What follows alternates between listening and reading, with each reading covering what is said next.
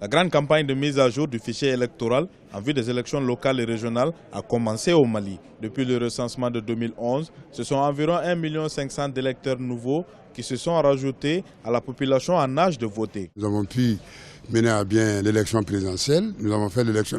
Ce qui restait maintenant pour boucler le cycle, il reste les élections communales. Faire des concertations avec la classe politique et la classe politique a souhaité qu'il y ait la participation des nouveaux majeurs, c'est-à-dire ceux qui ont l'âge de voter et qui ne sont pas dans le fichier, il faut les mettre. Ensuite, et les omis. La base de notre fichier électoral, c'est à partir des résultats du RABEC. Donc il fallait remettre le RABEC en chantier pour aboutir, pour au moins faire la prise en compte de ces nouveaux majeurs et de ces omis. Après les états généraux sur la décentralisation, une des recommandations a été d'engager des réformes en vue d'aller vers une régionalisation. Entre-temps, il y a eu les états généraux sur la décentralisation qui ont fait des recommandations par rapport aux élections.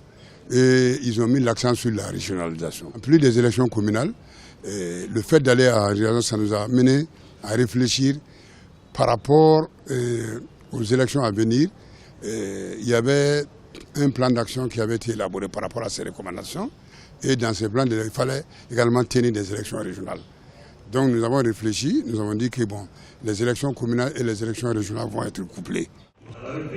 Pendant un mois, les équipes vont parcourir les 700 subdivisions administratives du Mali pour recenser les citoyens. Objectif, fournir un nouveau fichier électoral qui garantira la bonne tenue des élections couplées locales et régionales au Mali.